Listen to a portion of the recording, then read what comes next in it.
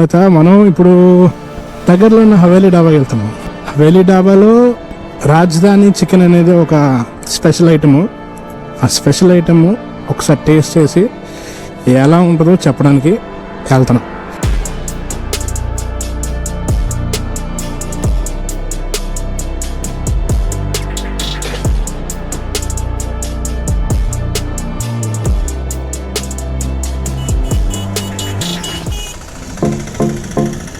Good morning.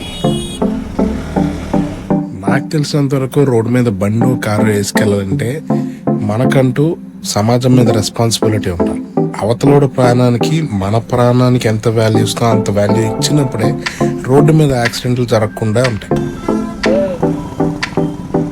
నువ్వు వెళ్ళడం కాదు కానీ బెల్లొచ్చాడు తెలుసా?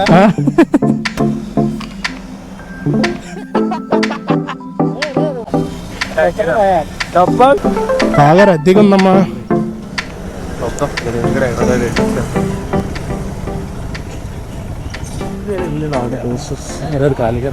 సండే అవటం వల్ల లోపల జనం చాలా ఎక్కువ మంది ఉన్నారు. ప్లేస్ దొరుకుద్దో లేదో చూడాలి.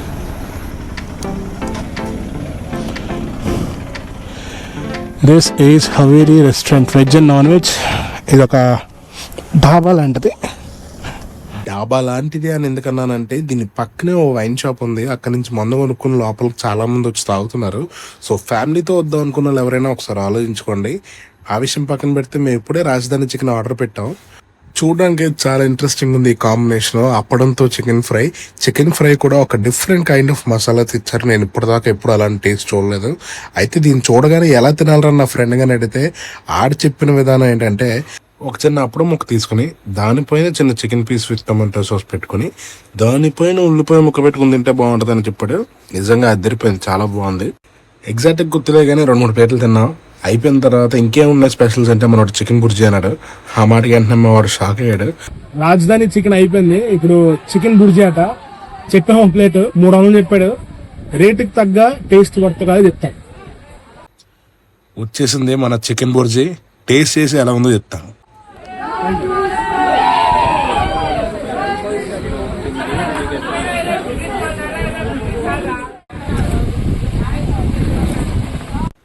చికెన్ బుర్జీ, వేడి చికెన్ బుర్జీని అలా ఊది నోట్లో పెట్టుకుని తింటే ఉంది భయ్య. 300 రూపాయలకి వర్త్ అంతే. అయితే నేను ఇవాళ తిన్న 2 ఐటమ్స్ చాలా బాగున్నాయి.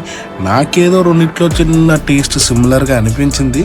మీరు కూడా ఒకసారి ట్రై చేయండి. ట్రై చేసి నాకు కమెంట్స్లో చెప్పండి ఎలా అనిపించిందో మీకు అని.